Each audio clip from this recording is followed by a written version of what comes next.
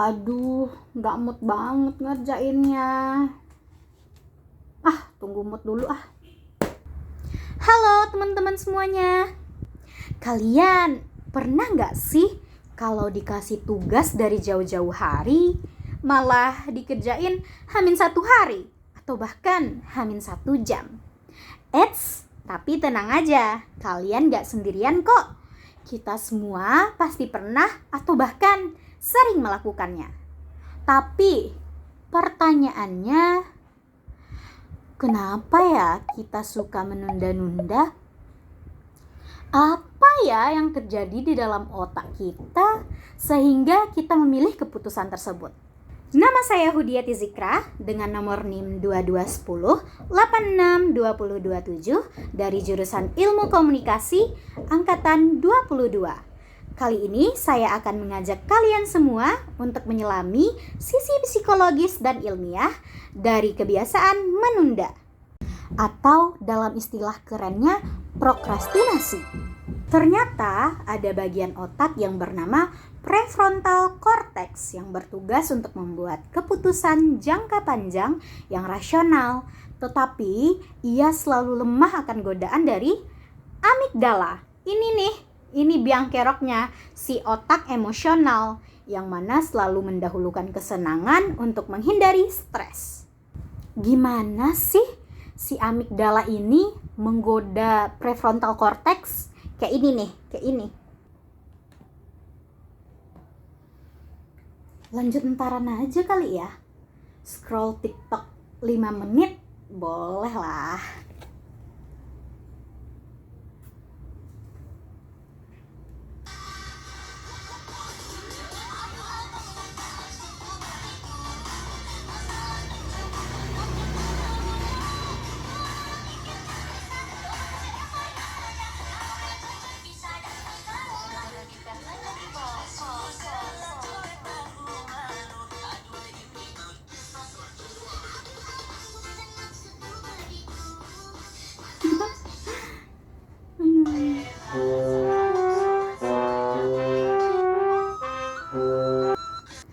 Jadi, saat kita disodori tugas-tugas yang berat, maka si amigdala ini akan menggoda dengan, scroll TikTok aja deh 5 menit. Ternyata 5 menit jadi 2 jam. 2 jam malah jadi seharian. Nggak jadi dikerjain deh tugasnya. Selain itu, ternyata otak kita nih pintar banget loh nyembunyiin fakta. Fakta bahwasannya kita nih sebenarnya takut untuk gagal, takut hasilnya nggak maksimal, takut dihakimi orang lain. Sehingga kita jadinya malas untuk memulai. Karena otak kita yang pandai menyamarkan fakta ini, makanya kita jadi sering beralasan seperti, kerjain mepet deadline aja deh. Otak aku lebih bekerja kalau udah mepet-mepet deadline. Ngerjainnya pas lagi mood aja kali ya. Nah, ini dia yang membuat kita jadi sering menunda-nunda pekerjaan. Padahal sebenarnya itu adalah salah satu bentuk self-defense dari kecemasan yang kita rasakan tanpa kita sadari. Ditambah lagi, ternyata di dalam otak kita ini ada zat yang bernama zat dopamin nih teman-teman, yang merupakan zat yang membuat kita merasakan perasaan senang.